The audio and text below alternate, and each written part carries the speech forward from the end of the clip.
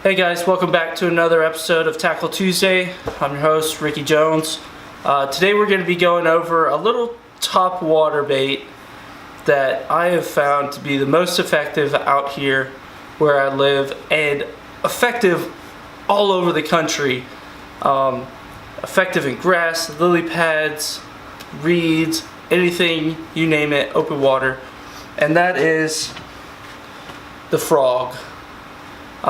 There's different types of frogs out there, anywhere from these hollow bodies to these paddle tails to these poppin frogs. You name it, there's every sort of type of frog that you can think of. And today we're going to go over a couple of them and hopefully teach you a little about how to fish them, what to fish them on, and hopefully it makes you a better angler in the long run. Alright, so for the first frog we have your conventional hollow body frog. Now the way these frogs work is they're hollow, so when the fish bites on them they instantly expose these hooks right there, and that allows that fish, or allows you to set that hook on that fish. Now some baits, some companies, the plastic is really stiff, so you're not going to get as good of a gap right there when that fish bites down. Some companies make them super soft, that way when that fish bites down, even with the littlest pressure, those hooks protrude and makes that hook set really solid. A way that you can fix that, if you like tinkering with your baits and such, is to take these hooks right here and just pop them up a little bit, spin them up just a tad. That way they're still kind of weedless, but even with that, fish lightest pressure right there, those hooks are still exposed, and you just rip that rod and it'll set those hooks right in that fish's mouth. Another thing you can do is bend them out a little bit. They come up like this, and sometimes they're just too close together and they're not gonna get that hook set. So if you just kind of separate them a little bit, it makes that hook set a little easier, even if it only grabs one side or if it just swipes at it.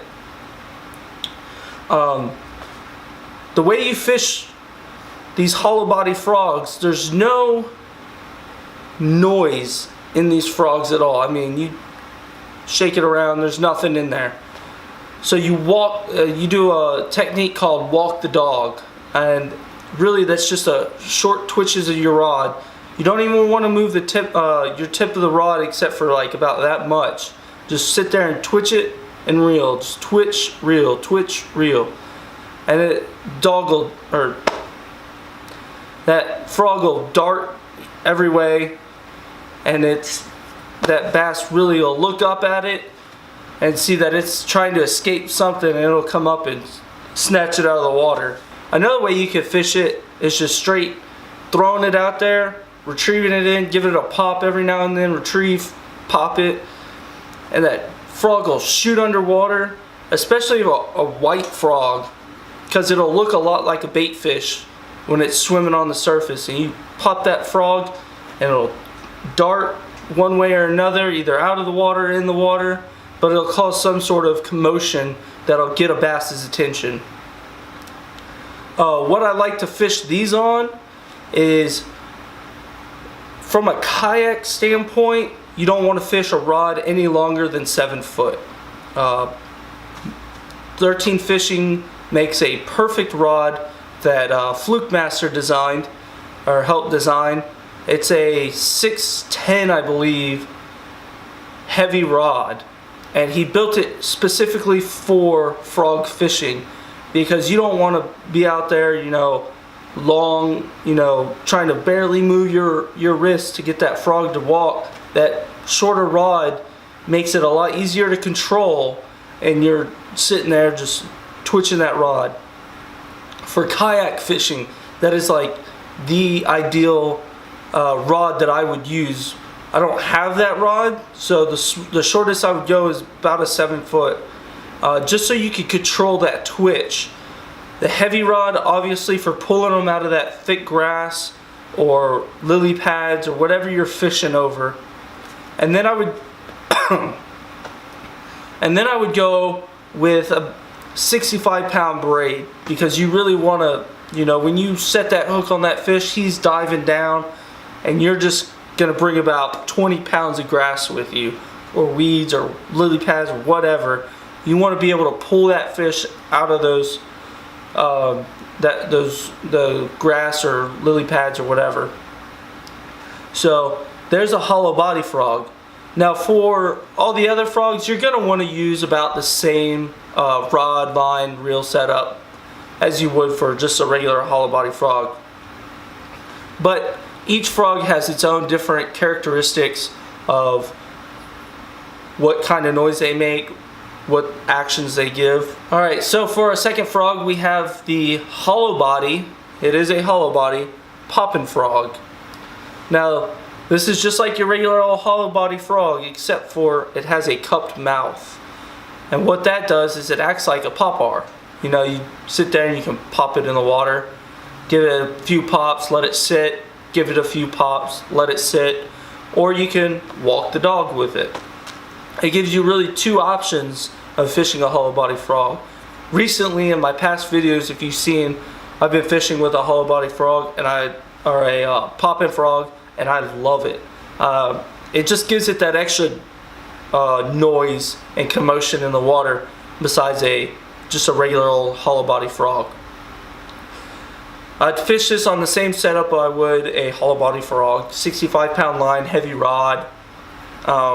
But this is, in my mind, a little bit better option than just a hollow body frog. Alright, so the next frog we have it's still a hollow body and it's still weedless, but instead of the skirted tails like you have on regular hollow body frogs, it has paddle tails, and that is the top toad.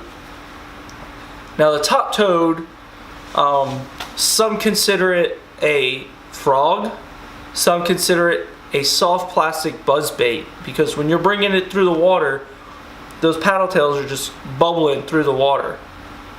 It is weedless, however, unlike a regular buzz bait, so that's one of the plus sides to it. It's hollow body, so whenever that fish bites down, it's still exposing those hooks right there.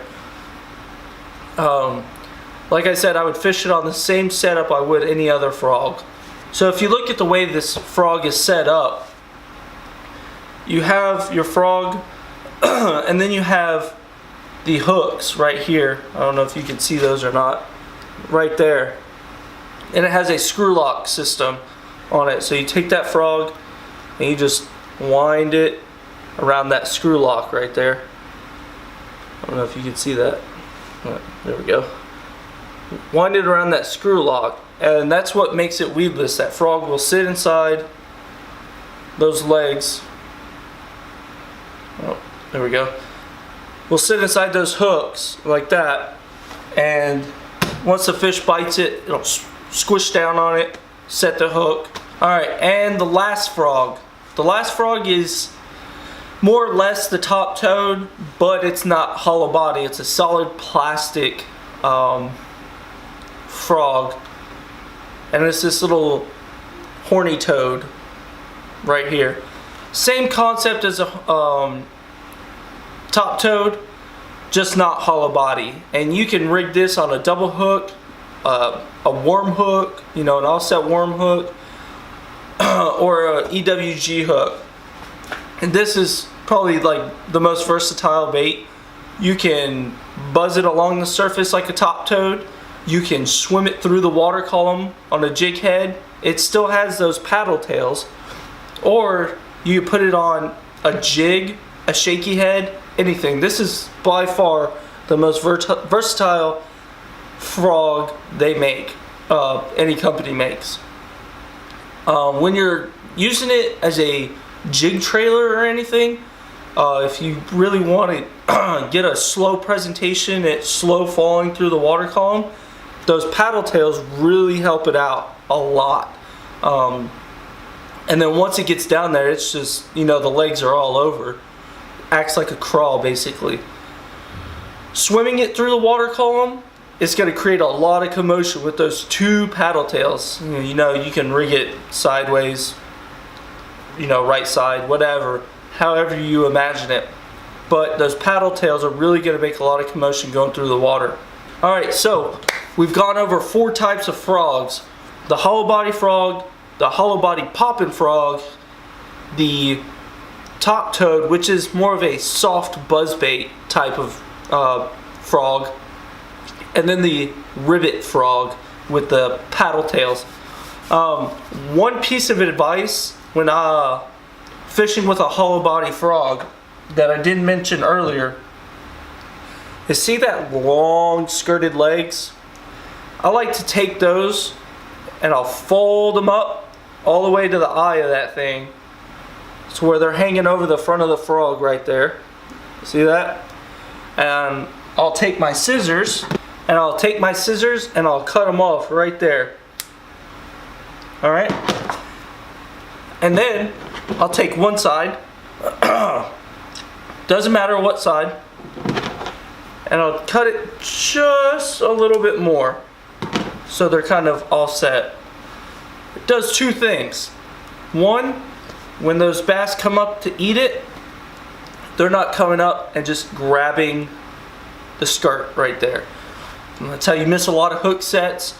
Another thing, cutting that one side a little bit shorter will help the bait walk a little bit easier in that grass and stuff.